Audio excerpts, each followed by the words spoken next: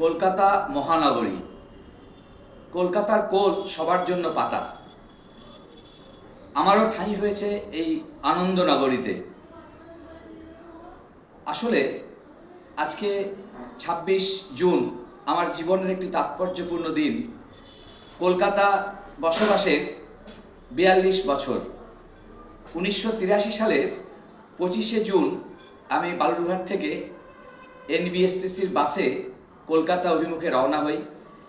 সেই দিনটি আরও একটি তাৎপর্যপূর্ণ ঘটনাবহুল। সেদিন প্রুডেন্সিয়াল কাপের ফাইনাল খেলা ছিল। বাসে অনেকে রেডিওতে ধারা বিবরণী শুনছিলেন, আমিও খবর পাচ্ছিলাম। ক্রিকেট পাগল আমি।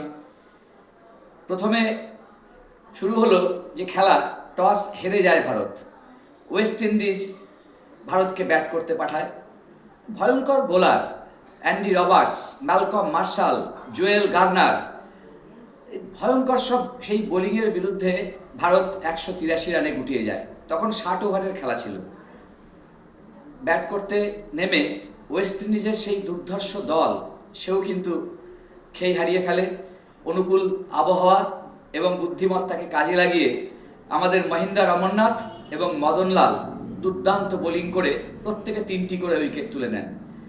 ভিভ রিচার্ডস সর্বোচ্চ রান করেন যদিও, কিন্তু ৪৩ রানে ওয়েস্ট ইন্ডিজ ভারতের কাছে হেরে যায়।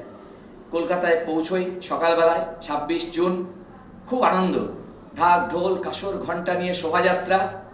কলকাতাতে পৌঁছে বুঝতে পারি কেন কলকাতাকে আনন্দ নগরী বলে। ভারতবর্ষের প্রথম বিশ্বকাপ ক্রিকেট জয় কপিল দেবের হাত ধরে, আমার প্রিয় ক্রিকেটার কপিল।